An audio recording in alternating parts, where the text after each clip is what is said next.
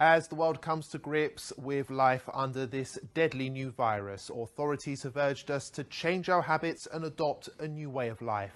This you already know, but what might surprise you is that your new lifestyle is an Islamic one.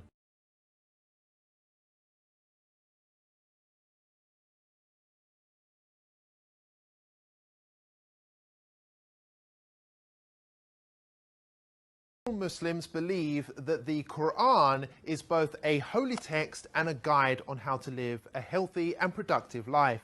Nearly all of Muslims' daily activities, whether that be praying, fasting, or the clothes they wear, have been recommended in the Quran or by the Holy Prophet Muhammad.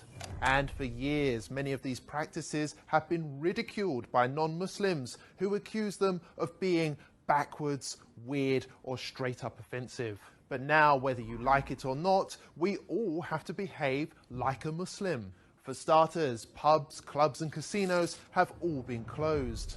In some cases, medical experts urged for a complete halt on alcohol consumption because it makes the virus worse, prompting some countries to ban its sale outright. People are prioritizing hygiene and washing more regularly throughout the day, just as Muslims wash before their 5 daily prayers.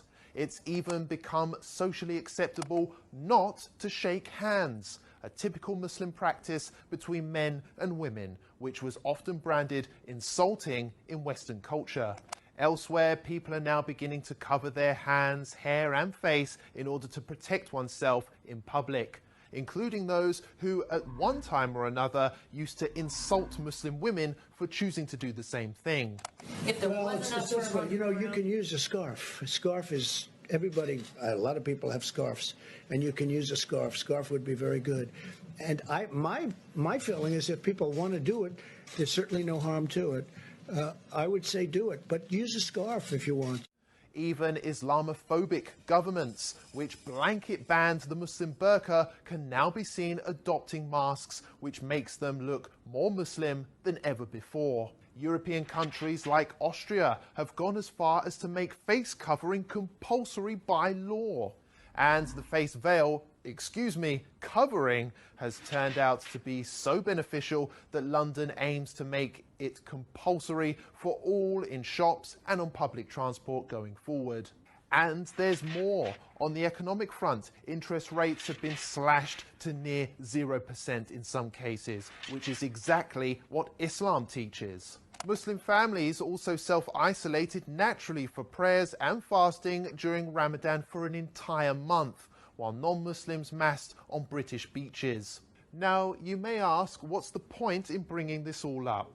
Well, the fact is, Muslims have been subjected to years of hate just because they love their faith. It's worth highlighting that it took a global pandemic to prove that Muslims have been right all along, and perhaps it's Western values which need reforming rather than Islamic ones.